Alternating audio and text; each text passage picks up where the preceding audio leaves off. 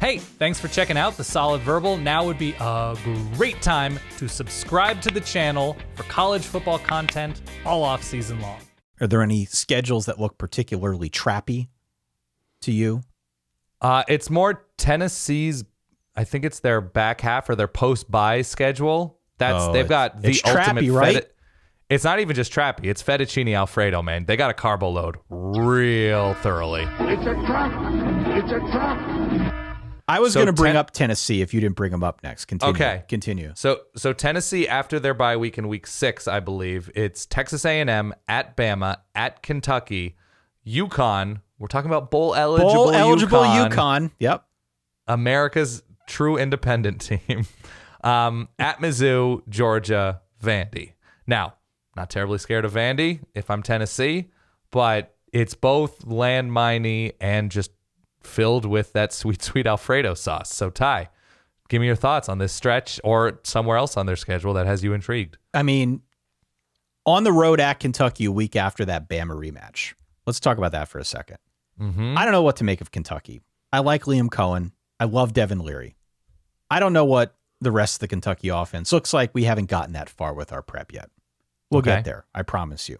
The over-under 6.5 for Kentucky. We know what Vegas thinks of them. They're a 6-7 win team.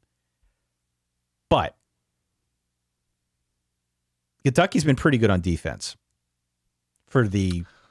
not against Tennessee lately, but not against Tennessee. Otherwise, yeah. But for the overwhelming majority of the time that the current regime has been in place, they've been able to figure out defense. Mm-hmm. We need to pay a little bit of attention to this situation. This is one of the trappiest games of the year because the emotion in that Tennessee-Alabama game will be so freaking high after what happened last year in Knoxville. Now they're going on the road to Tuscaloosa for the rematch. I don't think Tennessee will be in the same spot they were a year ago when they get to that matchup in week 8, but it's still going to be a pretty good team and emotion's going to run high. To come down off that high in a rivalry game to go on the road to Lexington? Dude. It's a trap. It's a trap. That's a trap if I've ever seen one. And then a week before going against Georgia, they're on the road at Mizzou. Again, Mizzou, a little bit gumpy in their own right. And they play with heart. I'm just saying those are two very, very trappy games. Tennessee's over-under is 9.5 this year. I wouldn't be so inclined to go over on that. I could see them dropping one of these two games that we mentioned. And there are plenty of other difficult games on here against Alabama, against Georgia, even against Florida. I don't think too highly of Florida. It's on the road, though. It's on the road. Texas A&M before Bama after a bye in week 7. It's a really tough stretch here for Tennessee, the back half of the schedule. And 9.5 feels pretty aggressive to me, given some of the landmines here that may not necessarily be that obvious. It's weird. You left one out, and I don't know how I feel about this yet. It's going to have to sort of marinate in my very dumb brain. But Frank Harris is back for UTSA, is he not? Oh, man. Your boy, Big Frank. 7th year, Frank Harris.